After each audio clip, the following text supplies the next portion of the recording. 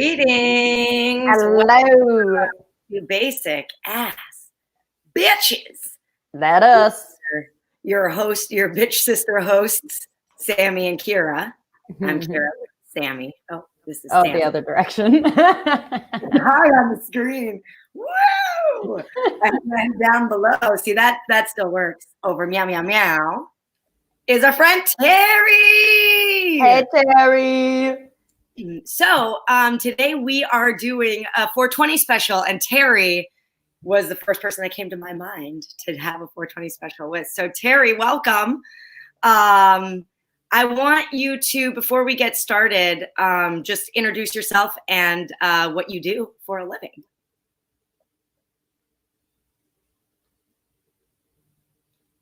Uh-oh. Is Terri muted? Oh, Terri's still muted, maybe. I don't know what's going on. Ruh-roh. Ruh-roh, Jerome, we have an issue. Phone Jerome. Phone Jerome. I think that's his Twitter handle. So, well, for this kind of a situation. So while we're waiting for that tech issue to get remedied, one of the things I wanted to talk about and address is that it is not 420 today. No, but it is 420 this month because it's April of 2020. So it's 420 all month. All month long. You know what we really could have taken liberties to do is have a 420 special every single week this month. But you know, there's a lot of stuff going on in the world. So you know, it is nice. And someone pointed out to me recently that, you know, it's kind of nice that we got quarantined for the entire month of 420. Well, and that the dispensaries are considered essential, essential businesses. I like that. I was really actually worried. I was like, oh crap, you know, I don't think the dispensaries are going to be essential.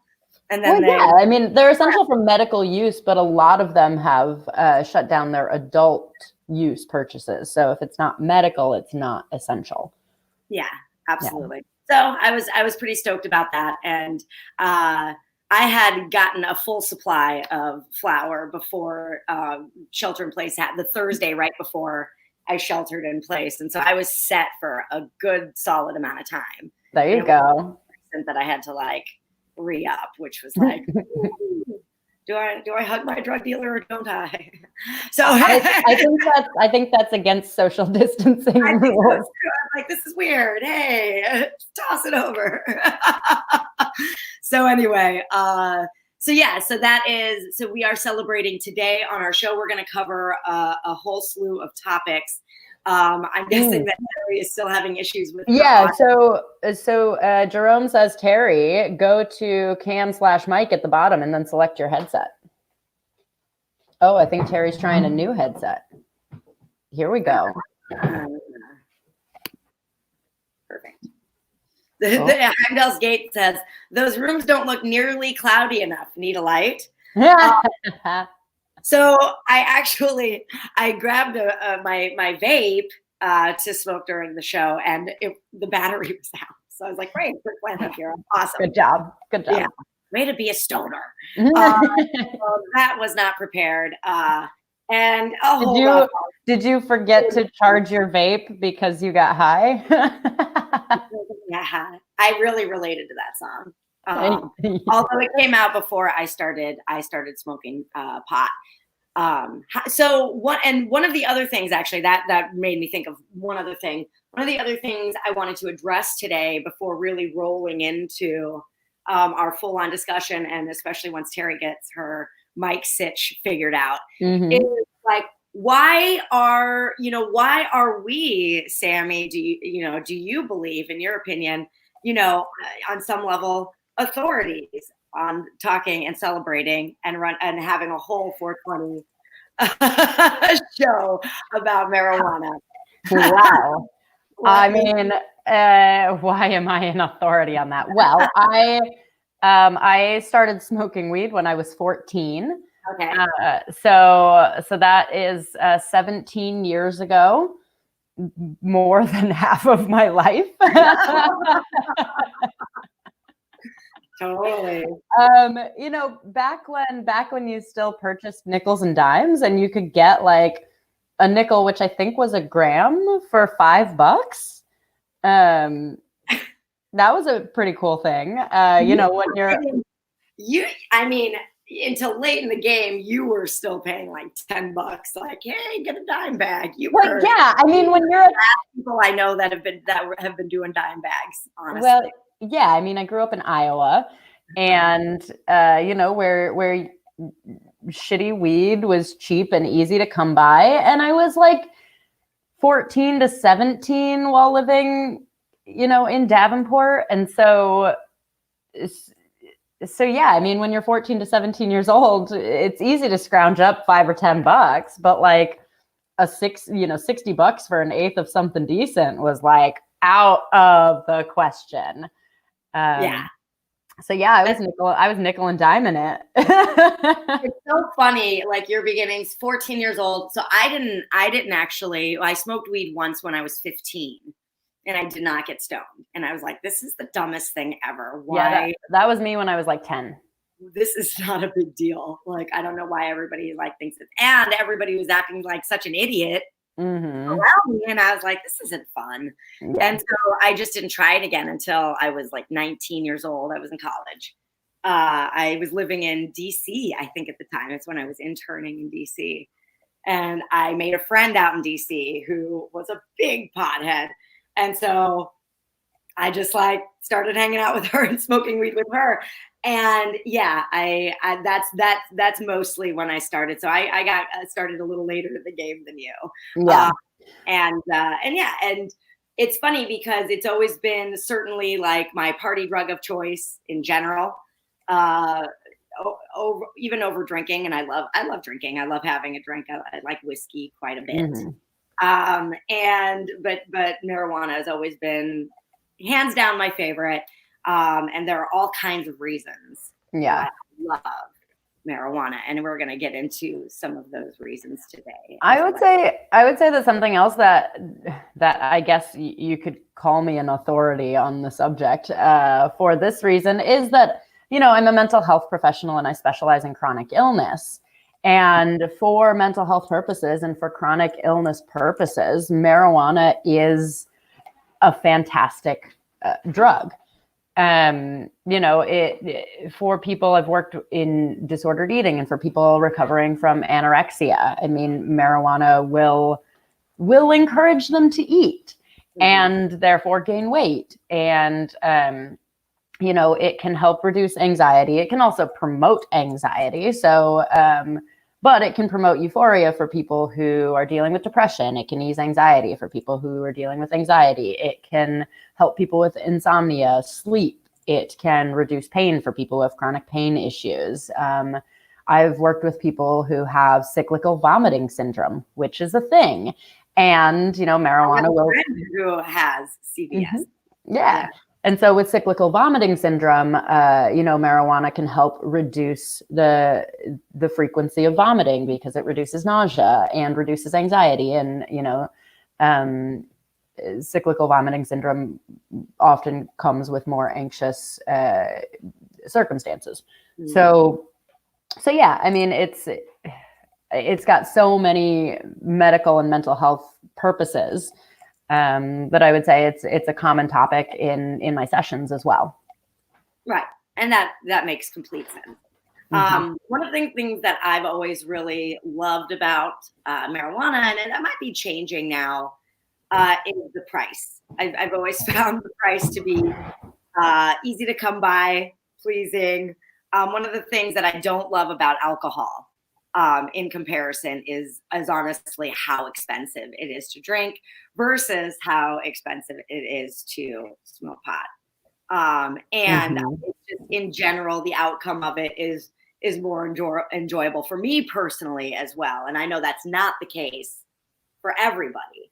I have seen people have really horrible marijuana trips. Is that a thing? Yep. Yeah, totally. Totally. Yeah. I mean, my husband is one who has a panic attack and pretty severe hallucinations every time he's tried it. So it's just not something he can use. You guys hear me yet? Yeah! Yeah! We can hear you. You can hear me. Hooray. Sorry, I changed nothing. I have no idea what happened there. Okay. Well, welcome back. Welcome. Thanks, guys.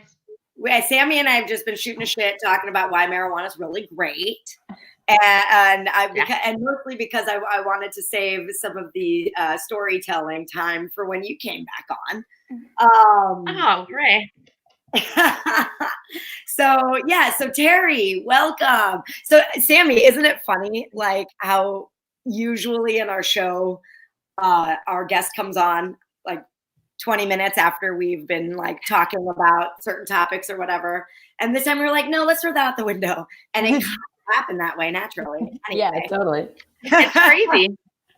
It's a nice transition. You know what I think is especially funny is that we usually start our show like 10 minutes late. And today we actually started on time, but it's our 420 special. It makes no sense. No sense. We're committed to celebrating 420. All right, so Terri, welcome. I'm so glad we can hear you now. Please introduce us to you and our audience, and tell us what you do. Okay, my name's Terri, and I'm working with a technology company in the cannabis industry to track product from seed genetics all the way through to the end user, to solve quite a few problems in the whole supply chain, including sustainability, which is something that I care a lot about, and mostly applying the lessons we've learned in other kinds of leaky supply chains that we have in other products and industries. So yeah, I think that cannabis has the rare opportunity, being so new on the scene, to be exemplary in everything, in sustainability and in authenticity, and being able to keep people safe and all that. So that's what I'm working on. Awesome. Yeah, that's the project itself is called Seed to Insights. So right now there's a lot of seed to sale, which is the what the government has decided we must do. And I want to go seed to insights and collect as much data as possible through the process. Yeah. So what does that mean? It means a lot of things. We need to be able to start to collect data about cannabis to know what it is, the problems that it solves. In the medical space, we want to find out what people are using it for and if that's effective. I mean, we've just gone, 100 years without any real data around it. And data is something that, like real mature industries now are starting to add, right? We're like, okay, we got to track this, or we have to, figure out this or what have you. So the older mature industries are seeing data now as like this huge benefit, whereas cannabis, where it's required, what you're finding is that due to the expense, due to the lack of breaks that the cannabis industry stakeholders get, they're not really focused on that. They have to focus on immediate problems. And, what I'm trying to do is get us to adapt a system now that's going to, collect and aggregate this data all the way through the process so we can go back and look at it. So, yeah, so I say embrace data. I say we have, a lemonade situation here, right? So you have to track it anyway. Why not do all you can do right out of the gate? So that's what I'm working on. So it's exciting. It's fun. Yeah. It's every day it changes. It's kind of crazy, right? It's not like weed is anything that's new, right? No. And it's pretty outrageous that we don't have data already on things like weed. Wouldn't you say, Terri? Yeah. No, it's it's been outlawed. It's been the bad boy. We haven't been able to do it or talk about it, and thanks to the hippies and the drug dealers, here we are today. Like they've made all the noise. They have made the noise. That is why we're getting legs, is this brave group of outsiders who are like, we know this plant does this and that, and We know that this is something that can change society and like take us, give us more control over our health, including our mental health. If you want to argue for recreational only, they are the ones who were lobbying and making all the noise and putting it in their song lyrics and, protesting with. And that's why we are this far. We have to respect those early people and like keep them in this loop. We have to keep them, there to benefit from when this does eventually go federally legal, which I think it will.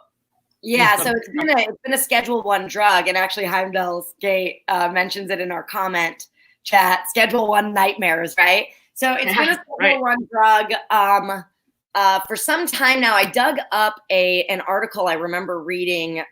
This is 2016 is what this article says, from CNN Politics, about an interview that was published in Harper's, I believe, magazine. And it was one of Richard Nixon's top advisors and a key figure in the Watergate scandal, said that the war on drugs was created as a political tool to fight blacks and hippies, according to a 22-year-old interview recently published in Harper's magazine. Quote, the Nixon campaign in 1968 and the Nixon White House after that had two enemies, the anti-war left and black people. Former Nixon domestic policy chief John Ehrlichman told Harper's writer Dan Baum for the April cover story published Tuesday. So yeah, it was very much meant for keeping people quiet, fucking with people's communities. And most of us know now that black communities are arrested at 4 times the rate for drug usage, even though the actual the actual level of usage is exactly the same across different what is the word I'm looking for? Across the board? Socioeconomic. Across the board. Before coming on the show, you guys. Anyway, so yeah, that is what we've been dealing with. And now the results of that, one of the many results of that is we don't have any data. We have no idea what marijuana can actually do for people, and also what the harm of it is. There's also none of that data there. Of course, probably lung damage, right? But to what extent? How long can you go? Is it the same as cigarettes? Is it different? And as a consumer, I want to know this. And, I think by doing this, our government has really failed us in this area, but not a shock. Not a shock. Yeah. It's not a normal, we need to normalize it. There's this self-perpetuating circle here where just each decision made in regards to federally legalizing, cannabis, creates these regulations and these restrictions, and that makes this more difficult. If you think about just the sustainability issue, like the cannabis you get in Illinois has to come from Illinois, and you've got to grow it, in our state. It can't travel outside of state. CBD products or hemp products can travel outside the state, but they look and smell a lot alike, and there are problems with seizures, and you travel through Idaho with the truck full of hemp, there's a good chance you're going to get hassled, all of the different state, we've just compartmentalized it so much that nobody's talking, and we don't have any kind of best practices, so I think the biggest problem right now is legalization. And I think the second biggest problem is managing the supply chain all the way through so that we're getting good legal product and enough of it so that people don't rebound to the black market. So we're going to have these problems are just going to feed off each other until we get together and say, yeah, we need to, we also want the best stuff. I've been to Colorado. I've got product from there, and it's blows away a lot of stuff we have here. Not that Illinois isn't doing a great job. They are. They just haven't been at it for as long. Yeah. So you want to be able to move it outside of state. What would you say is the issue of relying on the black market for marijuana purchases? Well, I mean, there could be no issue. I mean, maybe you've been doing it and are going to continue doing it. And, you know, but if you got supply issues, like in the Emerald Triangle, like, you know, out west, you've got so much product that you can't sell legally. You just can't. It's just not, you can't move it out of state. So that product's going to leak into the black market and be sold that way, you know, precipitating the problem. Whenever you are, you know, purchasing from your street dealer or whatever, you're saying to them, or you're saying to the world that this is cheaper, it's more available. They dropped it off and, you know, brought me a pizza. You know what I mean? Like, there's all kinds of advantages to you know who I go to. Went to. No, I gotta tell you, I have since the medical program came aboard, I have gone legit. I'm getting medical product, and I haven't rebounded. Mostly just, you know, that's my personal. I want to walk the walk, right? Mm-hmm. And I want to learn, and I want to see every time I go into the dispensary, I have the opportunity to learn what's going on and why this law is in place. And, oh, I can't bring a cartridge back in that leaks. Okay, that's interesting. So there's all these things that I learn each time I go there. So that's part of the effort, but also because they're starting to get the costs in the medical space, at least, down to where it's really barely over street pricing. So that's been beneficial. But if you're a rec user, you're going to go in, you're going to spend $20 more for the same product that I just bought. So it's expensive. The taxes on it are, you know, they're quite high. So if you do have a good connection, people use their connection. You get a medical card though, right? Depends on when you get it. Depends on what state you're in. I'm going to pimp I am lazy AF when it comes to this. It's not bad. And I want to take a minute. I want to pimp VeraHeal. So there are organizations out there that you can go, like VeraHeal is one, VERIHEAL. And you can go there and you can pick your state, and then they will walk you through the process. They will connect you with a doctor. Easy peasy. You know, they send it all in, and that's that. I haven't even gone to a dispensary since it's become legal in Illinois. I still obtain my smoke the exact same way as I did before.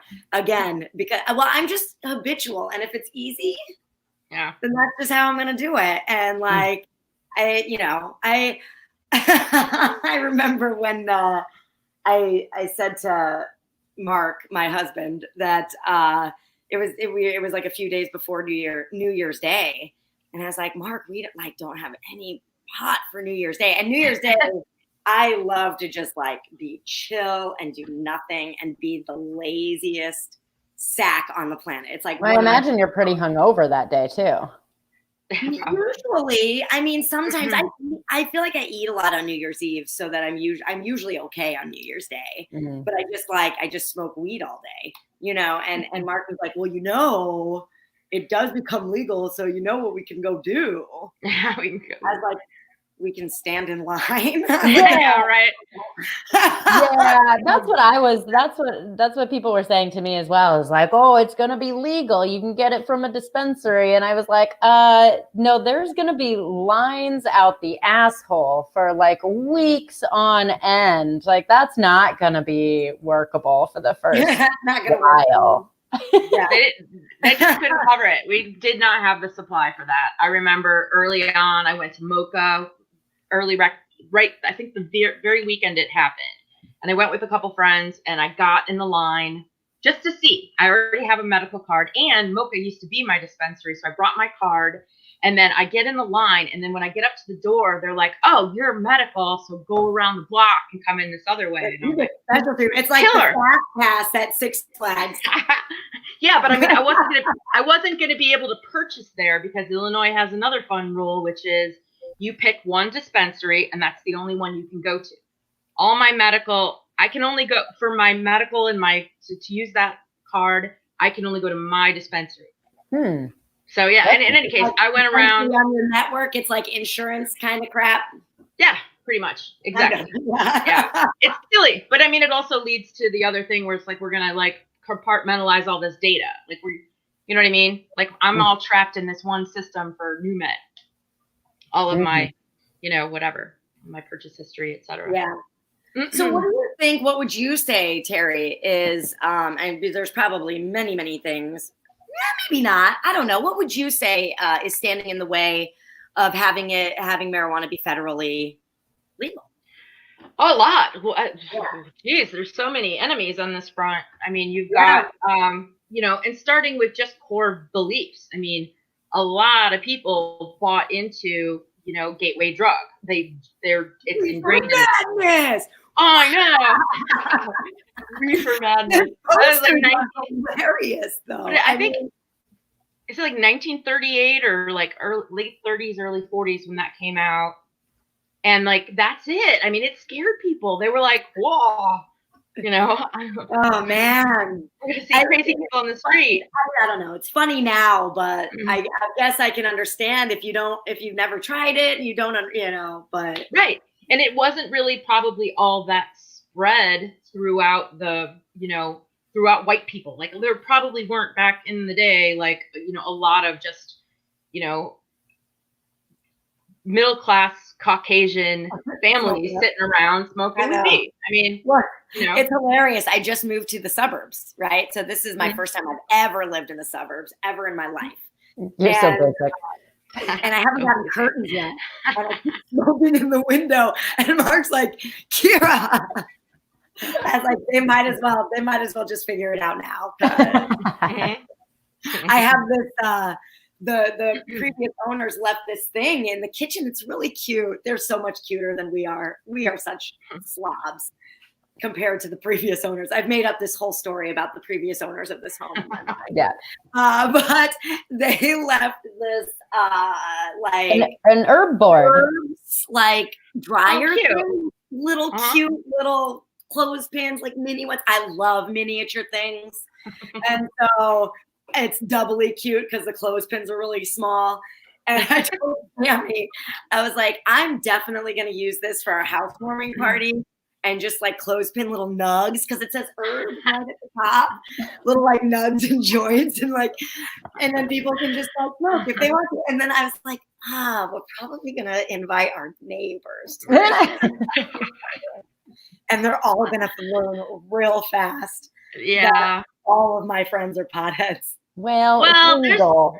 There's less eye rolling around it now that it's legal. I mean, and I don't think it is legal. Yeah, it is now legal. But yeah, that's true. And we do have enough data to pretty much be able to glean that, like, marijuana usage, cannabis usage does not cause the same sorts of problems that alcohol does. We do have data on alcohol, and we know that there's a myriad of problems that come off of that, and marijuana is just not that kind of drug. Yeah, it doesn't make you lose control of your beliefs about what marijuana does and is like, and breaking through those beliefs. So like, so that's the chief. I'm a master. That's the core of the problem. So yeah, totally. Yeah. But I mean, it was if cannabis were to have popped onto the scene, back in the 30s, or been able to proliferate, hemp growing and what have you, we might not have the plastics problem we have now. Hemp, you know what I mean? The whole established industries were like, no, we cannot let this go. I mean, if you think about a solution that, they got to apply, or the number of problems that this one solution outlying cannabis products did, you've got your industries can go on unfettered. You're not going to have competition from hemp.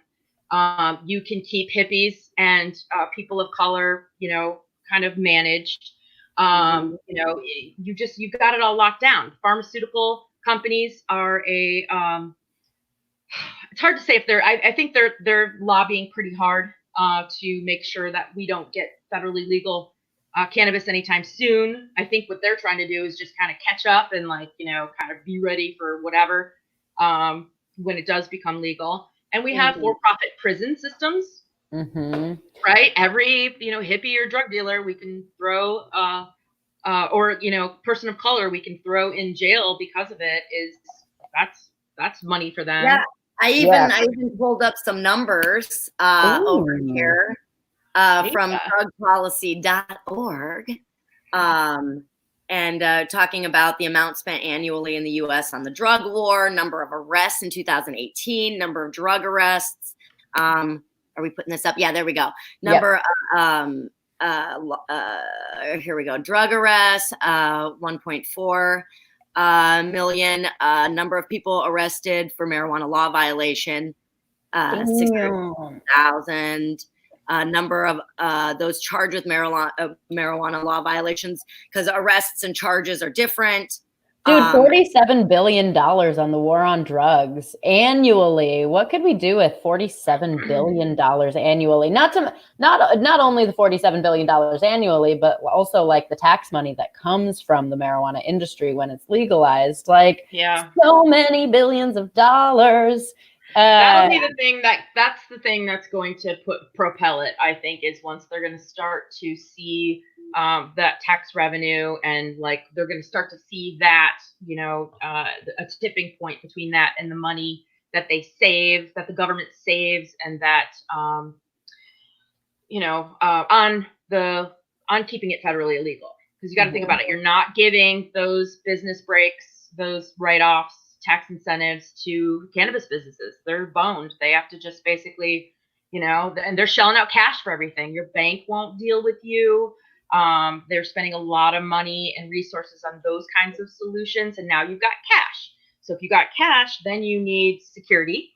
And then you need... people don't even deal in cash, like person to person anymore, No. A cash-only operation means no valid records. That's what it means.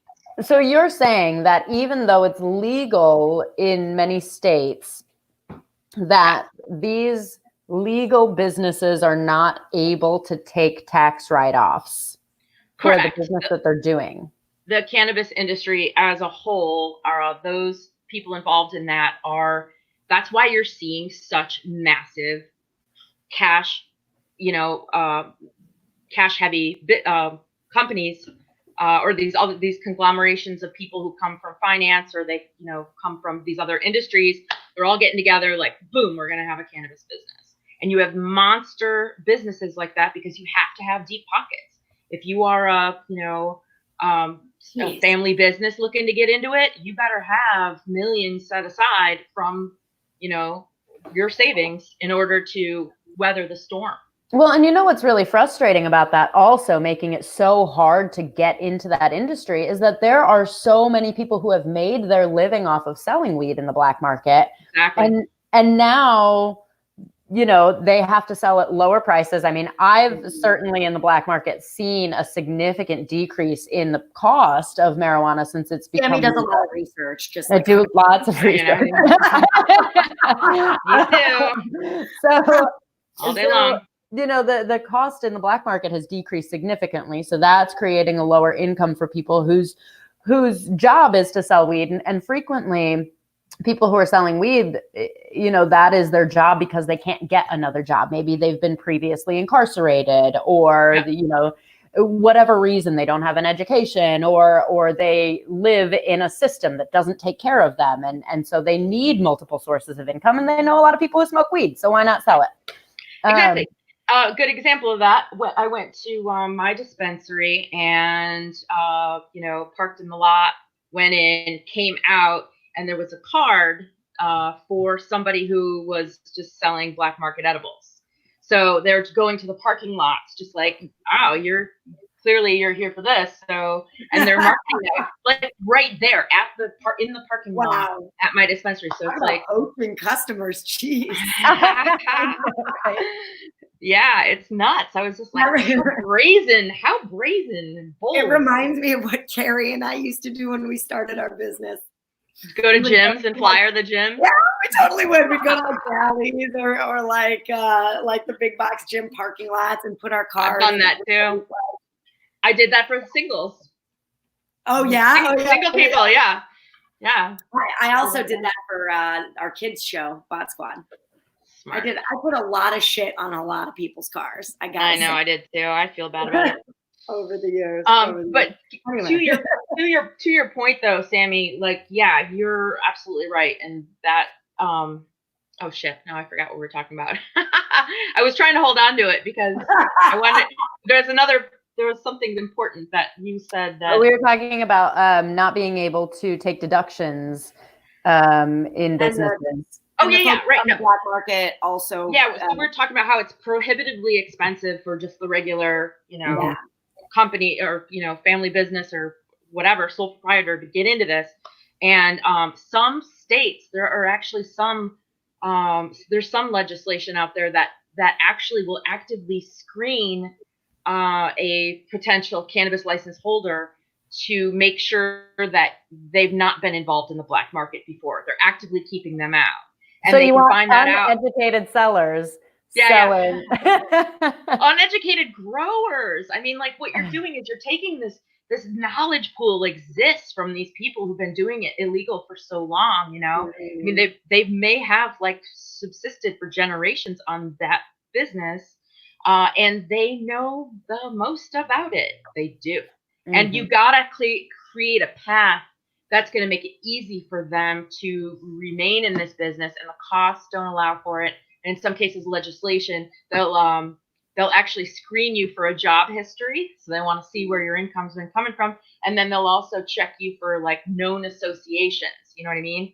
Yeah. So those kinds of things are also in place. And I don't know where it's happening now. Illinois was great and ran on a heavy. I was just about to ask you, what did you think about Illinois' legislation around legalization? Because from what I understand, Pritzker was really trying to usher in a lot of people who were on the black market, working on the black market, and incarcerated even. As a result. How'd that work out in your assessment? Well, I don't think that. I mean, we're still stopping people of color. There still really aren't any drop-offs from what I've seen in like arrest rates or like, stopping people. I think they're still sort of doing that. I don't think we're getting let out of prison as quickly as we need to be. I really think that should have happened prior to rolling out any kind of rec. You know what I mean? That would be a very fair thing and a very like, an olive branch, like, okay, we're serious about this and we're going to release these people with all these convictions or with these drug convictions.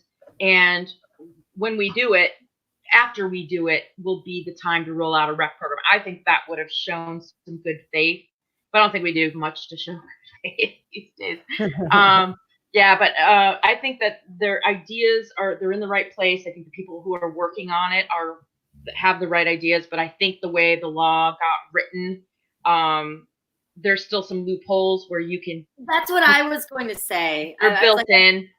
I feel like there were either loopholes built in or some things built into it that maybe, because from what I remember, like, all of these business owners are going to be people of color, and people impacted by the war on drugs. Great. And then you actually see the room of owners. Yeah. And all white dudes. I was going to say, Kira, you are so like idealistic, optimistic. Like, oh man, all these black market dealers, they're going to have a corporate job. That's great. I know. I am super, I do get my hopes up about stuff a lot. You have to be. Somebody's got to be an optimist out there. I share your. Well, I mean, and honestly, I think the optimism for me is one of the reasons that I've been in the realm of activism and organizing for as long as I have been, because I don't think that you can actually do that for as long as I've done it and like not be on some level an idealist or eternal optimist. Because really at the end of the day, there's so much proof that like everything is bullshit and that there's no hope. Like all over the place, and so why try, right? And I think that like my optimism keeps me on that like path of trying, which is why I'm always like, well, what can we do? What, like, how do we make this happen on a federal level? Or how do we make sure that, people are being held like on bail for drug offense, you know, and those are things that we can lobby our state governments about, as well as our federal governments. But it does take work, and it takes infernal optimism. Yeah, I recommend the book Everything is Fucked, a book on hope. Nice. Oh, I like that title. I have it on Audible. Everything That's great. On hope. Great. It's true. It's true. But I mean, you go one way with that. So I mean, you can be everything's fucked, so I'm going to eat ice cream, or you can be everything's fucked, so I'm going to take whatever weird position I'm in to help, and I'm going to apply my efforts to that. Yeah. You know what I mean? And people go one way or the other. Take over. I'm going to mute myself. I got to find a charger. My computer's going to die. All right. Oh, no. Fantastic. Yeah. Oh, back to your other point too, or back to the original list of enemies against federal legalization. Booze industry. It's going to take a chunk out of booze. I mean, people have so much expendable income to spend on, you know, not thinking about their lives, and you know, cannabis is going to take a chunk out of that. Is it true that there are laws about how far away from each other a dispensary can be from like a liquor sales? Oh, I don't know. I don't know that. There's a myriad of, it's got to be so far from school. It's got to be, you know, then they'll let the neighborhood sort of weigh in on it. You know, the number of licenses they're allowing at a time. They're keeping really tight controls over where they open and when, you know, or not when, but like where they're going to be. There's a lot of like NIMBY around it. Well, and even in Chicago, as far as where the dispensaries have opened, do we see like even numbers in various neighborhoods, or do we have an area where those dispensaries are concentrated?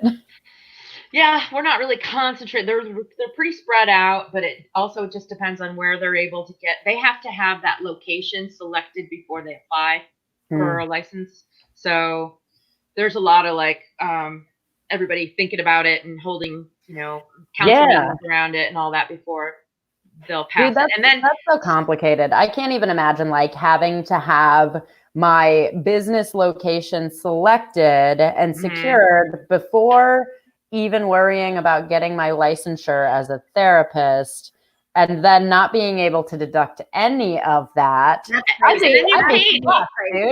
Not being able to deduct startup costs? No, I'd be fucked. No way.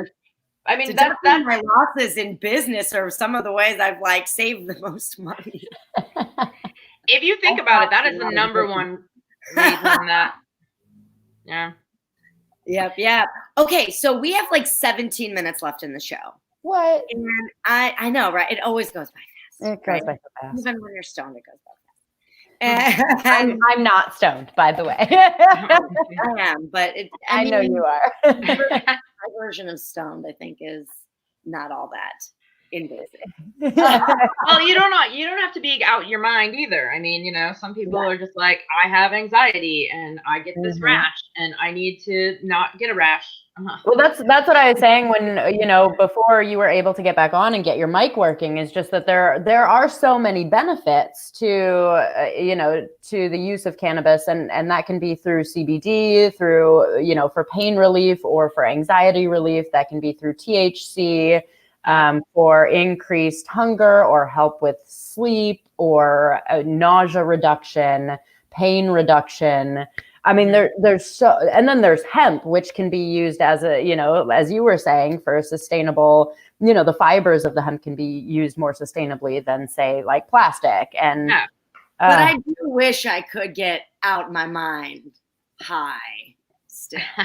Well, I mean, that's fun to do. For so long, you can't do it anymore. I know. So anyway, speaking of being out of your mind stoned, I want to talk about, before our show expires, some of our like best stories about what happened when we're high, because no 420 show would be complete without Hilarious. Hilarious stories. Yeah, I did think of another one that I had. So I broke my wrist. Do you remember when I broke my wrist in here? When I was trying to paint my ceilings really high. Shattered your wrist. So you know that little, when you're climbing a ladder and there's the sign on the top that says "Do not step above this step." Mm-hmm. I did that. I went all the way up, and I'm like, I'll be all right, and I'm trying to paint. Like I'm also like full extension trying to reach this. Oh my Anyway, God. long story short, I fell. I fell, and then and I landed on it. And when I looked down, it was kind of off to the side. So I moved it back without even thinking about it. I grabbed it, I put it back. I don't know how that happened. I don't know. Anyway, I did it. It's crazy. Long story short, I go through the process of like, it was really bad. So I neglected going to the urgent care or anything. I just put on like some Columbo and drank some wine, and I kept saying, "It's not broken, it's not broken."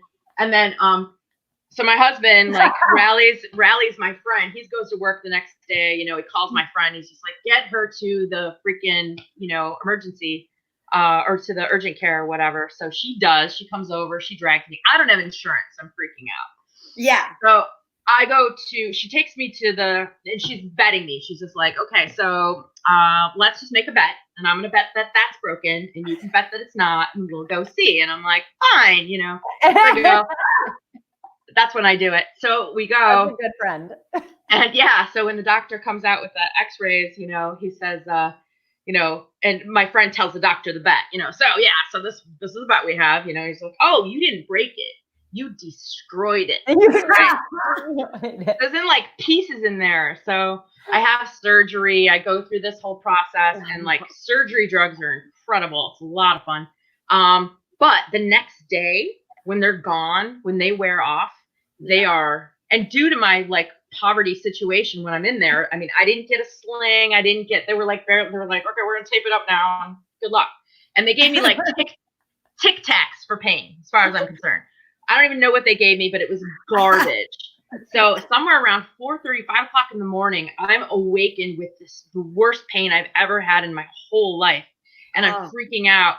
And I take my pills. The pills don't work. And then I call my doctor. I'm like, get me through. I get his call center, whole thing. And, when I hang up with the call center, I ask him to call me back. And, my husband's just like, "Just smoke some pot. Just go smoke some pot." Because I'm crying and, screaming. And so I did. I smoked a little pot. And by the time, and then the doctor calls me back. So I get the call, and I'm like, "I need something better for this pain. I need you to give me, just give me anything, as long as short term is fine. I don't care. Just give me something else." And then he starts talking to me about like how all the reasons why he's not going to do any of those things. And then right in the middle of him talking, I was like,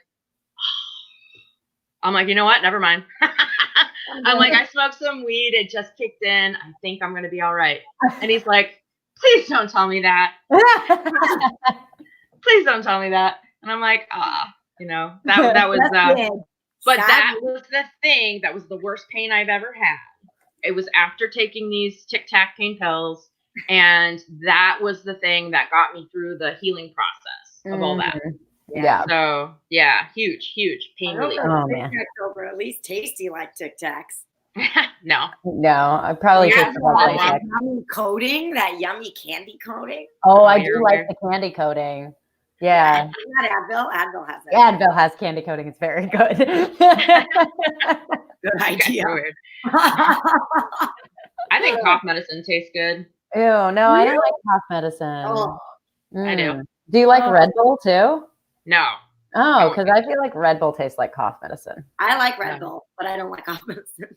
I haven't had it for a really long time. I'm talking about like children's cough syrup from when I was a kid. I remember like not fighting my mom when she wanted to give it to me. You're like, "Yes, please. Give me those drugs." So I have a lot of really hilarious stories about getting high. But I think I'm gonna tell, from one of my funniest. And that was when I like almost like had a panic attack. I might have had a panic attack at the time. But I didn't know what a panic attack was. So You weren't popular yet. So I was a senior in college, and I worked at a bar that closed at 4 a.m. And whenever the bar closed, of course, like generally partying ensued. And myself and the line cook, we were both stoners.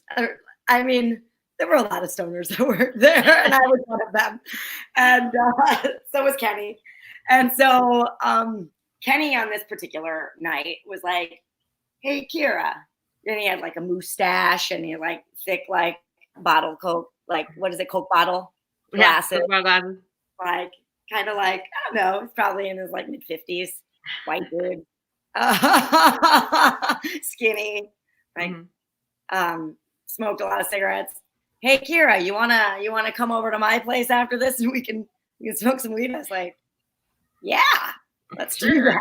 You know, so we go over to his place after work, and it's like at this point like probably 5 a.m. And we smoke pot, we hang out, we listen to music, we chit chat for a little while. Like after about 45 minutes, I'm like, "All right, duder, I'm gonna go." And he's like, "All right, bye, Kira." So I leave and I walk out, and one of the things about his building was that like the entryway where the mailboxes and the bells were inside of like two glass doors. So you'd walk in a glass door, and it was like a building foyer. I don't know what you would call it. You guys know what I'm talking about, right? Yeah, an entryway. In, right? And then the next glass door to get inside the building.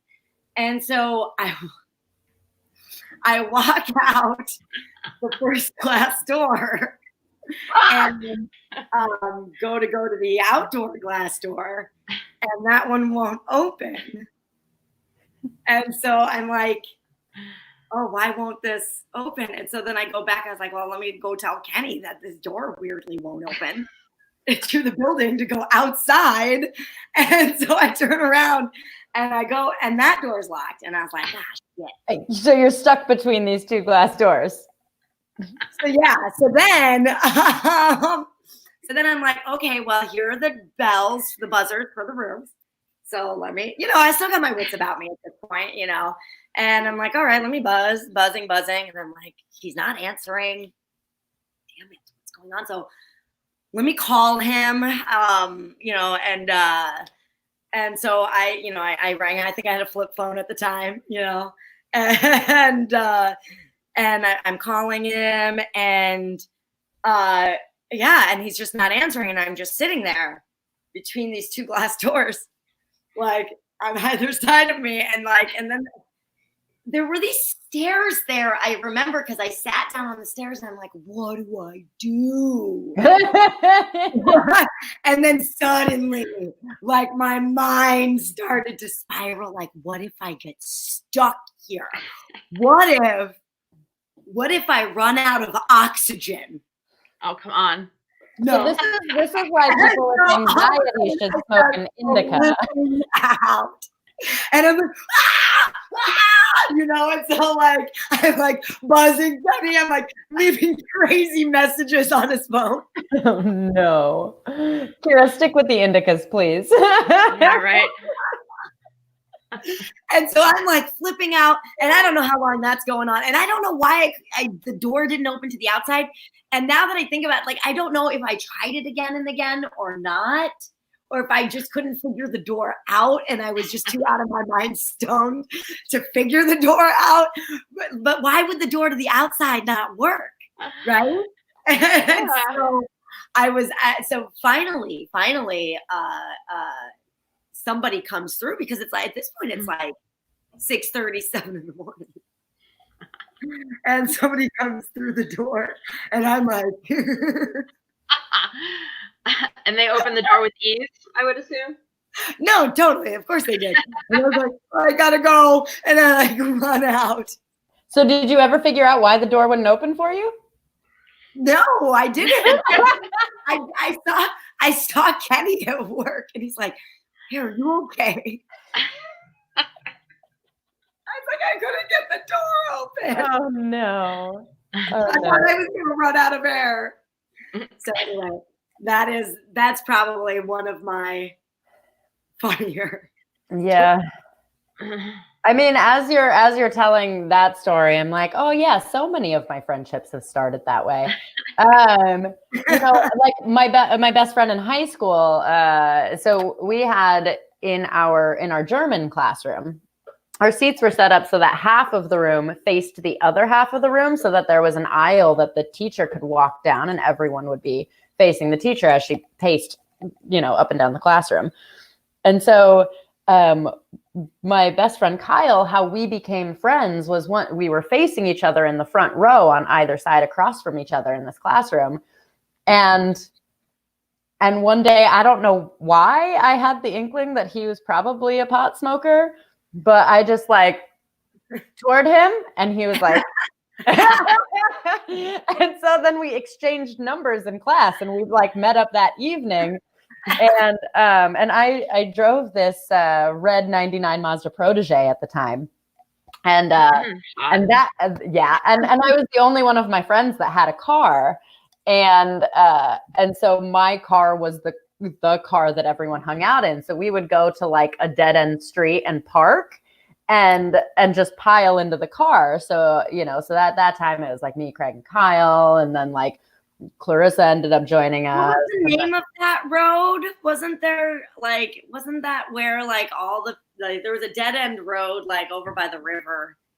No, we smoked in like Eagles Crest, which was by whatever the fuck that golf course was called. Emise, yeah. Yeah. Yeah.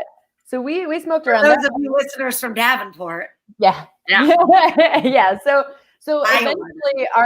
eventually our group, it was like, it expanded to like 7 people. And so it got harder and harder to fit all of us in the car. So we would have like me in the driver's seat, Craig passenger, Kyle sitting on my center console in this tiny car, and he'd like rear view mirror right here in his face so he could see everyone in the back seat. We would take like the headrests off of the front seat so that everyone could see each other. And then we'd have like Cody and Logan sitting in the back seat, and then like Clarissa sprawled out over them, and like all of us just like passing around blunts in the back seat. Hot box in your little car. Hot box in my tiny little car when I'm like 16. And that was so many years. Eventually we moved to Mom's house, where we hung out and smoked in my room with a gravity bong. Gravity bongs were like so much of my teens and you should 20s. Describe what a gravity bong is for anybody who doesn't. Yeah, so a gravity bong, well, here's the way I made it. But yeah, gravity bong was like so much of my teens and 20s.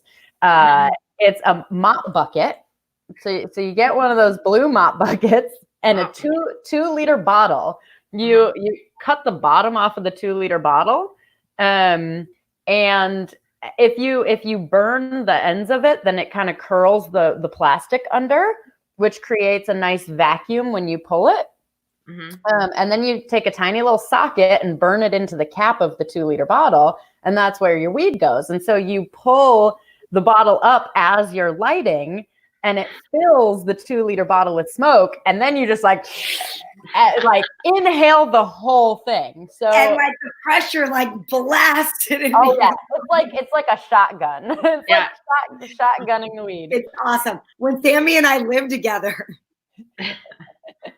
we used to have a gravity bong in the cupboards of our coffee table. Mm-hmm. So nobody was any the wiser.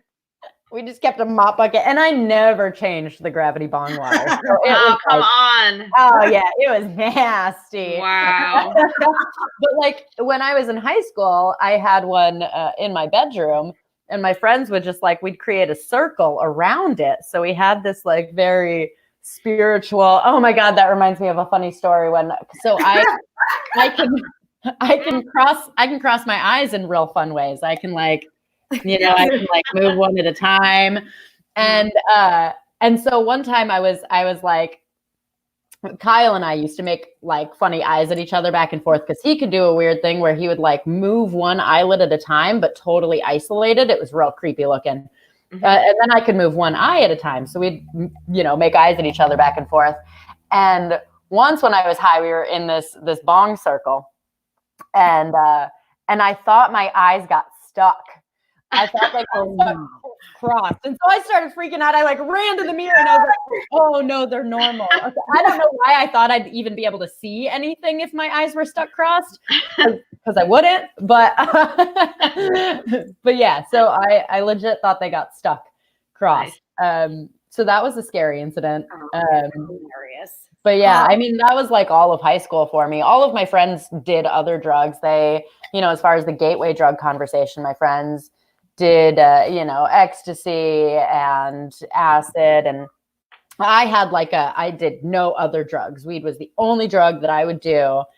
Like I wasn't going to let it be my gateway drug. And then you're like, oh, wait a minute, my older sister's Kira. Damn it. Yeah. I mean, I never tried any other drugs until I like moved to Chicago and became friends with Kira. So Kira was my gateway drug. Weed was not. I was a dare role model in high school. I know. I remember when you'd come to my elementary school when you were in high school as a dare role model, and I was like, whatever. Oh, you were a dare role model. Dare role model. Dare. Wow. I didn't know that about you. Yeah, that's interesting. Wow, you and Nancy Reagan. Role model. I was a dare role model. That's bananas. Yeah. So still the t-shirts are making a surge. I wish I still had a t-shirt. Yeah. I want to point out Heimdall's Gate says that they had a gravity made out of a 5-gallon bucket and one of those big Corona bottle coin banks. So stupid big. That's awesome. I mean, I myself and friends of mine have like barfed into the gravity bomb. It's just so much all at once. I've had one. I've had like a shortened version of that where it's like, you lop off just this much or so of the bottle, and then you have like a bowl of water, so you're not like you're carrying a bucket from room to room, and it was an easy thing to throw away if like somebody's mom came home. So my sister, you kept the gravity bong in mom's house. Yep, I sure did. But in high school, I had a trick because so all my friends were stoners, right? They drank and did other drugs, but all my friends were stoners, which means they were paranoid as fuck all the time. And so I had a ringtone that I recorded on my phone, and it was my own voice, and it shouted. It was 4 when my mom called. And the ringtone was, oh, fuck, it's your mom. Answer the phone. Answer the goddamn phone. You're going to be in so much fucking trouble. And any party I was at when that would go off, and because my voice is so loud and it was so like panicky, everyone would shut the fuck up. It would be silent. And then I'd answer the phone and be like, hey, mom. Oh, fuck, it's your mom.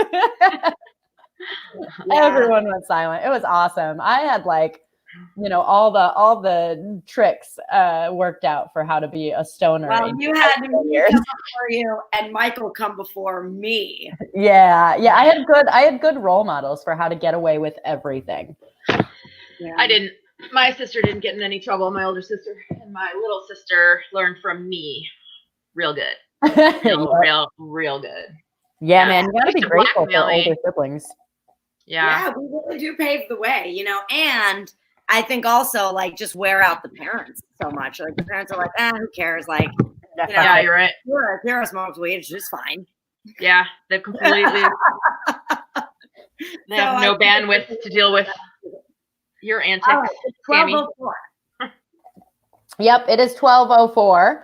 So we are out of time for today. Thank you all for joining us for our 420 special. I know it's 419, but it's also 420. It is 420 somewhere. Okay. Well, it's 420 2020. So April 2020 is 420 all month long. All month long. All mine. All mine. So give your local drug dealer an elbow tap and don't do that. Just like give them one of those just chin. a chin. Lobby for federal legalization. Let's get this shit over with. Yeah. Let's get it legal, you guys. It's ridiculous. I know. I love you. Thank you for having me. And we love everybody. Happy 420. Bye. And week. Bye. Bye. Bye.